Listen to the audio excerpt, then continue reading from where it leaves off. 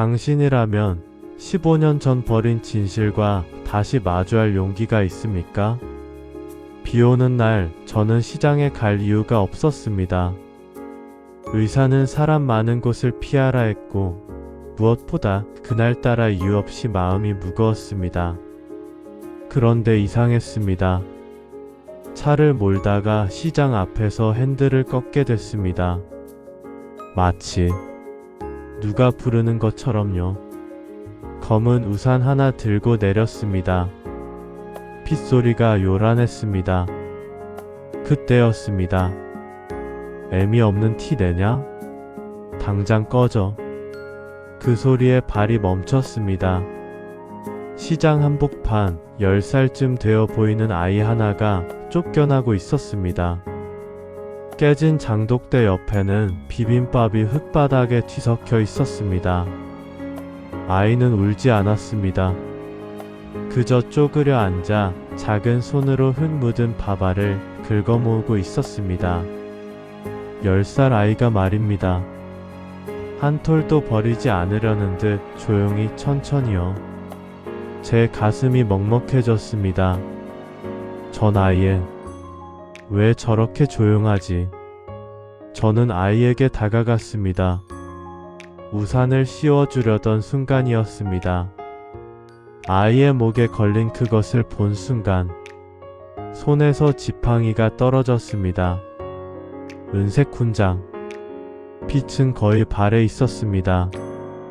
끈도 낡아 끊어질 듯 했습니다. 하지만 저는 그 훈장을 보는 순간 15년 전 어느 날이 선명하게 되살아나는 걸 느꼈습니다. 어린 손에 그 훈장을 채워주던 날. 이걸 보면 아빠를 기억해라. 그렇게 말하고 돌아섰던 뒷모습. 다시는 떠올리지 않으려 애썼던 그날의 공기가 비 냄새와 함께 밀려왔습니다. 주저앉았습니다. 빗소리도 사람들 수군거림도 들리지 않았습니다. 아이만 보였습니다. 흙손으로 밥을 긁는 그 작은 손만요. 그거. 제 목소리가 떨렸습니다. 어디서 났니? 아이가 고개를 들었습니다. 그리고 아주 담담하게, 너무나 담담하게 말했습니다. 엄마가 아빠 거라고 했어요. 그 한마디에 제가 15년간 외면하고 묻어두고 잊으려 애썼던 모든 시간이 한꺼번에 무너졌습니다. 설마 아닐 거야. 그렇게 단정할 수는 없어. 하지만 아이의 목에 걸린 그 훈장은 아무 말도 하지 않으면서 제 마음을 끝없이 흔들고 있었습니다. 그날 제가 그 아이를 따라 나서지 않았다면 이 이야기는 거기서 끝났을 겁니다. 아이는 제 우산을 거절했습니다. 괜찮아요. 그렇게 말하고는 비를 맞으며 먼저 걸어갔습니다. 젖은 옷이 작은 몸에 찰싹 붙었지만 개의치 않았습니다. 익숙한 듯 했습니다. 저는 아무 말도 하지 않고 뒤를 따랐습니다. 발밑 무릉덩이보다 제 머릿속이 더 어지러웠습니다. 이 아이가 정말 그 아이일까? 15년 전 기억이 파편처럼 떠올랐습니다. 작은 손에 훈장을 채워주던 날, 울먹이던 여자의 뒷모습, 그리고 돌아서던 제 아들의 눈빛. 골목은 점점 좁아졌습니다. 시장 뒤편, 사람들이 외면하는 곳이었습니다. 페인트 벗겨진 벽, 쌓인 쓰레기, 비에 젖어 무너진 종이 상자들. 하수구 냄새가 비 냄새와 뒤섞였습니다. 골목 끝에는 낡은 철문 하나가 있었습니다. 녹슨 경첩, 떨어져 나간 페인트. 문 앞에는 톡촉장들이 비에 젖어 뭉개져 있었습니다. 아이는 잠기지도 않은 문을 밀고 들어갔습니다. 방 안은 어두웠습니다. 창문은 신문지로 가려져 있었고 바닥에는 치울 힘조차 남지 않은 흔적들이 널려 있었습니다. 빈 라면 용기, 먹다 남은 약봉지, 물기 없는 수건들. 곰팡이 냄새가 코를 찔렀습니다. 그리고 그 한가운데 여자가 누워 있었습니다. 몸을 제대로 가누지 못한 채 거친 숨만 겨우 이어가고 있었습니다. 마른 손이 이불 밖으로 나와 있었습니다. 뼈만 남은 손이었습니다. 핏줄이 투명하게 비쳤습니다. 아이는 그 옆에 조심스럽게 앉아 말했습니다. 엄마, 손님 왔어. 여자가 천천히 고개를 돌렸습니다. 저를 본 순간 그녀의 눈이 커졌습니다. 놀람과 두려움이 섞인 눈빛이었습니다. 그리고 떨리는 목소리로, 회장님. 그 한마디로 충분했습니다. 저는 더 묻지 않아도 이 집이 얼마나 긴 시간을 버텨왔는지 알 것 같았습니다. 여자는 잠시 망설이다가 입을 열었습니다. 목소리가 자꾸 끊겼습니다. 그 사람이 떠나기 전에 이 아이를 꼭 부탁한다고. 손으로 입을 가렸습니다. 울음을 참으려는 듯 했습니다. 하지만 저는 자격이 없어서 찾아뵐 수가. 더 말하려던 순간이었습니다. 문이 거칠게 열렸습니다. 쾅! 3명의 남자가 들어왔습니다. 담배 냄새와 싸구려 향수 냄새가 함께 밀려들었습니다. 방 안의 공기가 순식간에 얼어붙었습니다. 오늘이 마지막이라고 했잖아. 가운데 남자가 말했습니다. 웃고 있었지만 눈은 차가웠습니다. 계산된 미소였습니다. 이자까지 합치면 3천만 원. 오늘 못 갚으면 이 집 비워야지. 알지? 여자는 고개를 숙인 채 온몸으로 떨고 있었습니다. 아이는 엄마 앞을 막아섰습니다. 작은 몸으로요. 주먹을 꽉 쥐고.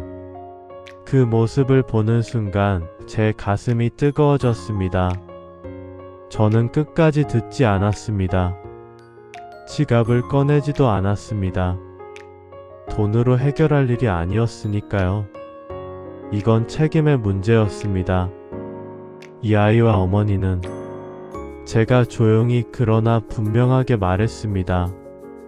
오늘 여기서 나갑니다. 남자들의 시선이 일제히 제게 꽂혔습니다.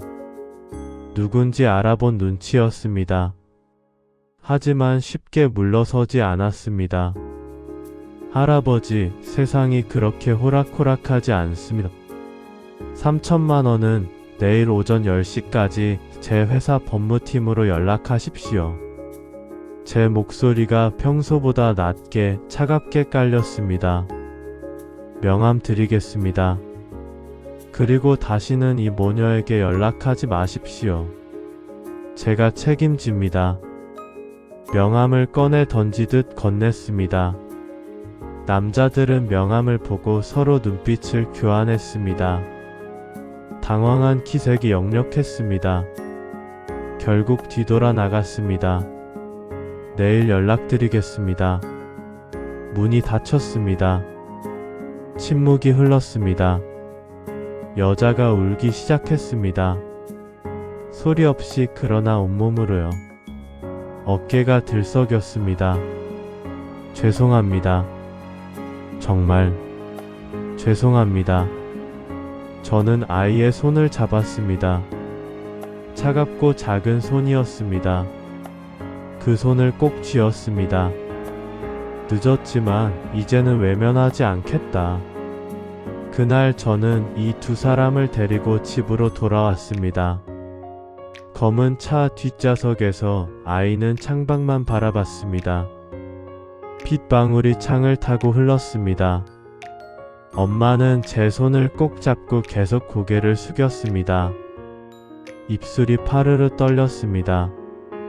차 안은 조용했지만 세 사람의 마음은 각자 다른 곳을 향하고 있었습니다. 그 선택이 조용한 전쟁의 시작이 될 줄은 그때는 몰랐습니다. 대문이 닫히는 소리가 크게 울렸습니다. 쿵. 아이의 손이 제 손 안에서 굳어졌습니다. 50년을 살아온 이 집의 무게가 10살 아이에게는 너무 무거웠나 봅니다. 여기가 진짜 할아버지 집이에요? 아이가 작은 목소리로 물었습니다. 현관을 지나며 아이는 벽에 걸린 액자들을 올려다봤습니다.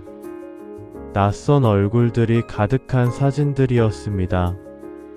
이 집의 역사였지만 아이에게는 그저 먼 세상의 이야기였습니다. 저는 고개만 끄덕였습니다. 말을 더하면 제 마음이 먼저 무너질 것 같았으니까요. 여자는 소파에 앉자마자 숨을 제대로 쉬지 못했습니다. 갓 빠진 숨소리가 거실에 울렸습니다. 얼굴은 창백했고 손은 소파 팔걸이를 꽉 잡고 있었습니다. 의사를 부르겠습니다. 아닙니다. 조금만 쉬면 됩니다. 그녀가 손을 저었습니다.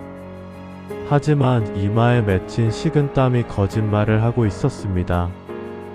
이 문을 넘기까지 얼마나 버텼을까? 저는 집사에게 눈짓했습니다. 물 한 잔과 담요를 가져오라고요. 그때였습니다. 익숙한 구두 소리가 들렸습니다. 똑, 똑, 똑. 폭도 끝에서 다가오는 소리. 이 집에서 가장 빠르게 움직이는 사람. 이 집에서 가장 많이 웃지만 가장 믿을 수 없는 사람이었습니다. 문이 열렸습니다. 그가 들어오며 저를 향해 환하게 웃었습니다. 하지만 그의 시선은 단 1초도 저를 보지 않았습니다. 아이에게 꽂혀 있었습니다. 큰아버지, 손님이 들었네요. 목소리는 부드러웠습니다. 그러나 질문이 아니었습니다. 경고였습니다. 저는 대답하지 않았습니다. 그는 천천히 다가와 아이를 내려다봤습니다. 호기심 어린 눈빛이 아니었습니다. 감정가가 물건을 감정하듯 계산하고 있었습니다. 이 아이가 얼마나 위협이 될까? 이 아이 때문에 내 것이 줄어들까? 그렇게 눈으로 말하고 있었습니다. 요즘 이런 일 많습니다. 그가 서류 한 장을 테이블에 내려놓았습니다. 준비해온 것처럼 말입니다. 확인되지 않은 경우들 말이죠. 사기도 있고요. 친자 확인 법적 절차.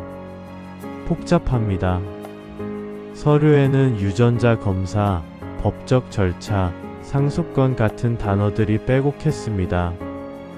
누군가에게는 필요한 절차였겠지만 지금 이 순간만큼은 차가운 무기처럼 느껴졌습니다. 여자가 고개를 더 숙였습니다. 아이는 엄마 손을 꼭 잡았습니다. 작은 손이 떨리고 있었습니다. 이 아이는 숫자가 아닙니다.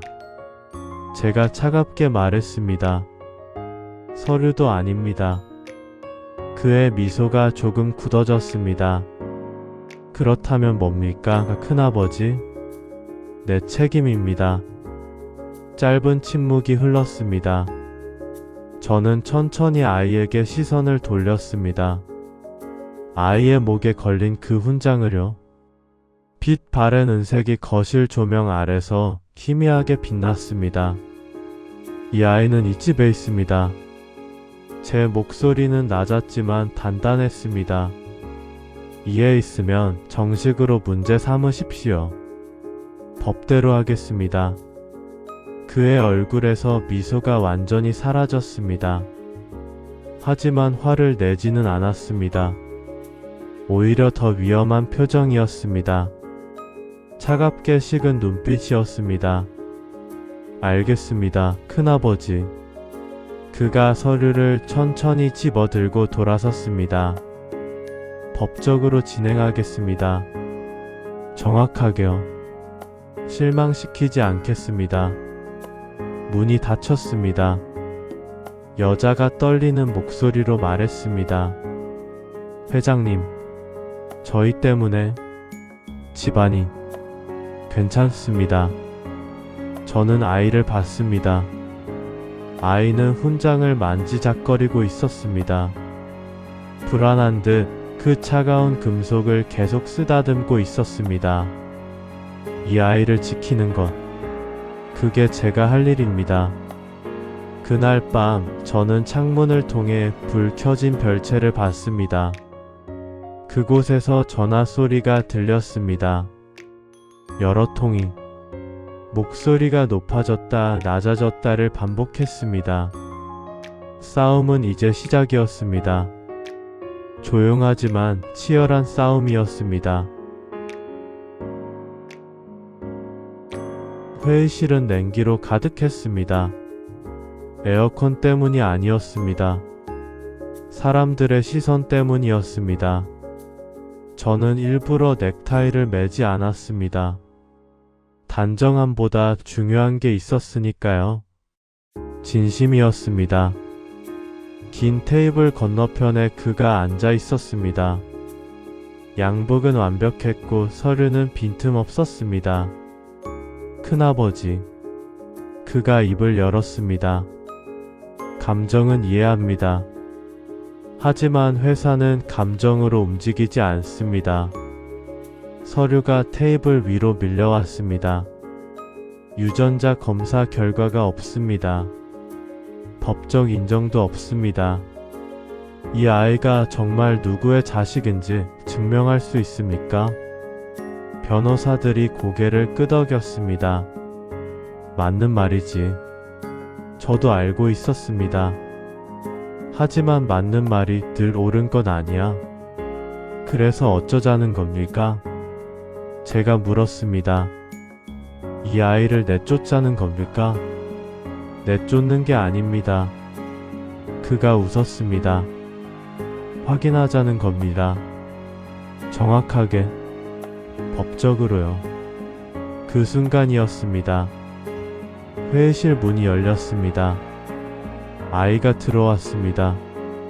작은 손에는 낡은 공책 하나와 녹음기가 들려 있었습니다. 무거워 보였습니다. 아이의 손에는 너무 할아버지. 아이의 목소리가 떨렸습니다. 이거 아빠가 적어둔 거예요. 공책을 테이블 위에 올려놓았습니다. 페이지가 너덜너덜했습니다. 오래 펼쳐본 흔적이었습니다. 저는 천천히 공책을 펼쳤습니다. 익숙한 필체였습니다. 2019년 3월 12일 생활비 50만원. 2019년 5월 3일 병원비 80만원. 2019년 8월 15일 아이 학용품 12만원. 그리고 반복해서 등장하는 이름 하나. 제 조카의 이름이었습니다. 뭡니까, 이게? 그가 공책을 빼앗듯 가져갔습니다. 얼굴이 굳어졌습니다. 아빠가 그랬어요. 아이가 말했습니다. 숫자를 바꾸라고 했대요. 회사 돈을. 녹음기를 켰습니다. 치직. 낡은 녹음기에서 목소리가 흘러나왔습니다. 이번 달 감사 전에 끝내야 해. 3억은 다른 계좌로 빼놔. 그 목소리는 분명했습니다. 회의실의 공기가 얼어붙었습니다. 형님한테 들키면 안 돼. 절대로. 녹음은 계속됐습니다. 날짜와 금액, 지시사항들이 선명했습니다. 그의 얼굴이 새하얘졌습니다. 이건 조작입니다. 조작인지 아닌지는 제가 조용히 말했습니다. 법적으로 확인하면 되겠네요. 정확하게. 변호사들이 수근거리기 시작했습니다. 누군가는 노트북을 꺼냈습니다. 아이는 계속 말했습니다. 아빠가 마지막에 그랬어요. 눈물이 아이의 뺨을 타고 흘렀습니다. 나쁜 짓 하면 이 훈장이 온다고요. 그래서 엄마랑 이거 찾았어요. 아빠가 숨겨둔 거요. 훈장이 아이 손에서 흔들렸습니다. 아빠는 나쁜 사람 아니었어요. 저는 아이를 끌어안았습니다. 회의실이 술렁였습니다. 그는 자리에서 일어나려다 주저앉았습니다. 큰아버지, 저는 이제 그만하십시오. 제 목소리는 차가웠습니다. 법무팀 모든 기록 확인하십시오. 15년치 전부요. 네, 회장님. 회의가 끝난 뒤 폭도는 조용했습니다. 아이는 제 손을 꼭 잡고 있었습니다. 할아버지, 제가 잘한 거 맞죠? 잘했어. 저는 아이 머리를 쓰다듬었습니다. 내가 아빠를 지켜줬구나. 진실은 늘 그렇습니다. 가장 약한 손에서 나옵니다. 가장 작은 목소리로 말해집니다. 하지만 그 무게는 어떤 서류보다 무겁습니다. 그날 이후 집은 조용해졌습니다. 별채의 불은 꺼졌고 사람들의 발길이 끊겼습니다. 회사에서는 조용히 조사가 진행됐습니다. 아이만이 마당을 걸었습니다. 처음에는 조심스럽게 벽을 짚으며 걸었습니다.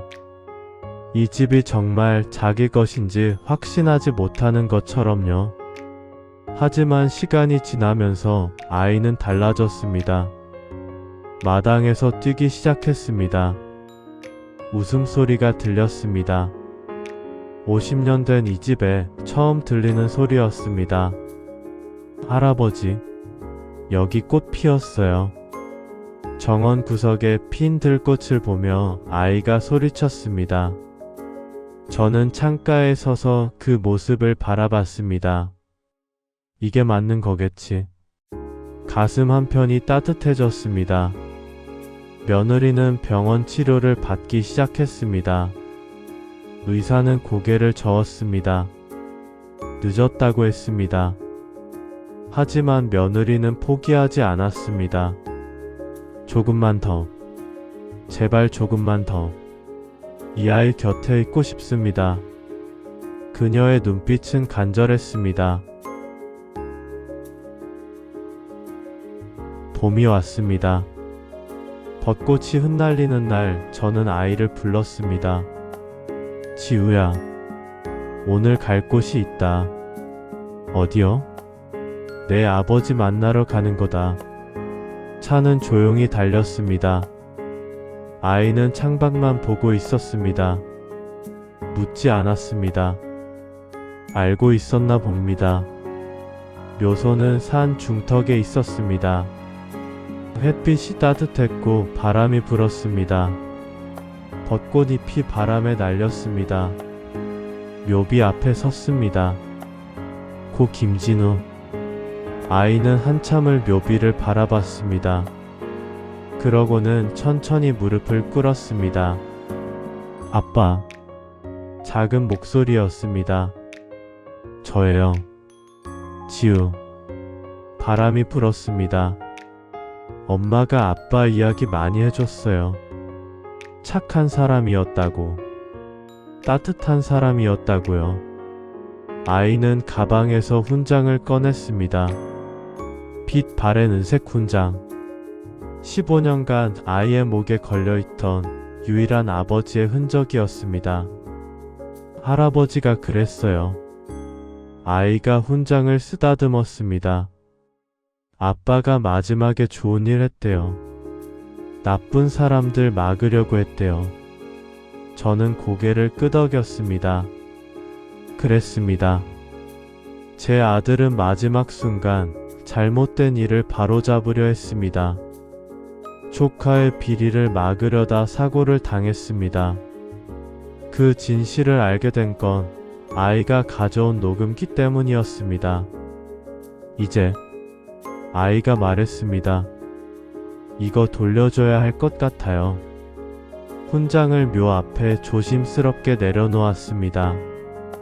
제가 이제 잘 살게요, 아빠. 할아버지랑 엄마랑 함께요. 눈물이 흘렀습니다. 저도 모르게 제 눈에서도 눈물이 났습니다.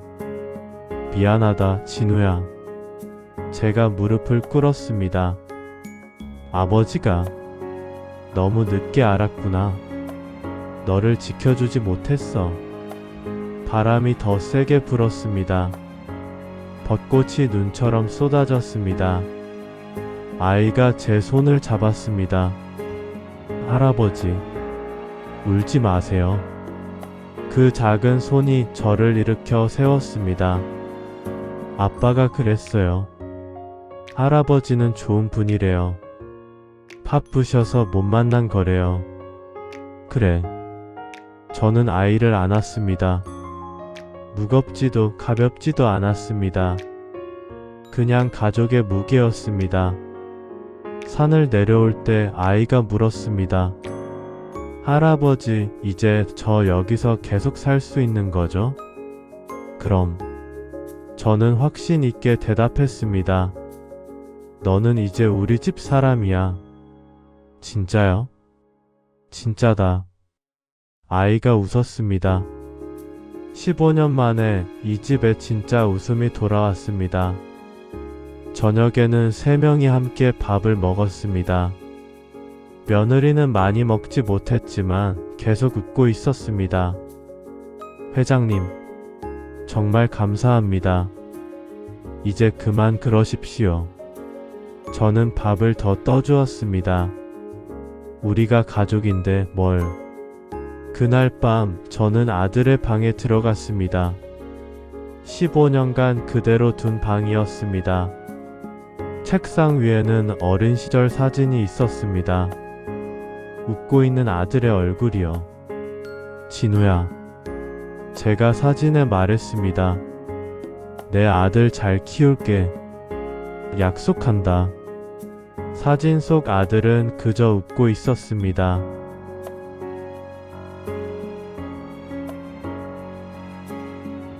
이 이야기는 사실을 그대로 옮긴 기록이 아닙니다. 하지만 어딘가에는 이런 일들이 실제로 일어나고 있습니다. 늦게 찾은 진실, 뒤늦은 책임, 그리고 다시 시작되는 가족. 훈장은 묘소에 남았지만 그 의미는 아이의 가슴에 남았습니다. 용기 있게 살라고, 떳떳하게 살라고, 사랑하며 살라고.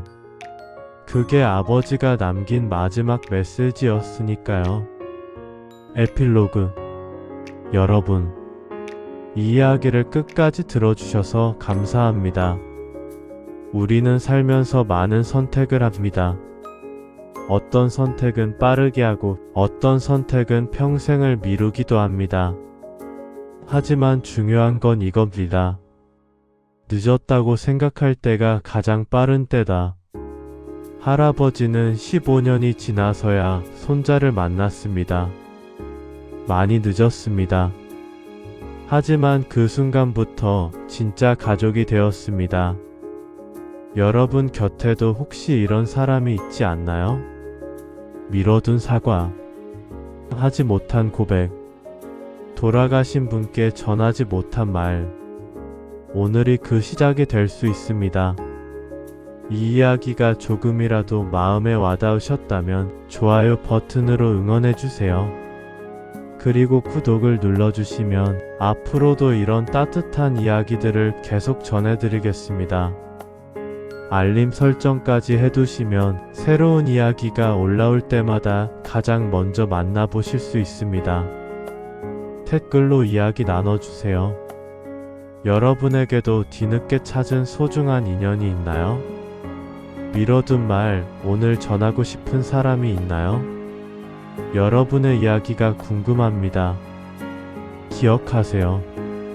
가족은 피가 아니라 책임과 사랑으로 만들어집니다. 오늘도 좋은 하루 보내세요. 그리고 사랑하는 사람에게 한 번 더 안부를 물어보세요. 다음 이야기에서 또 만나요. 댓글로 여러분의 이야기를 들려주세요. 감사합니다.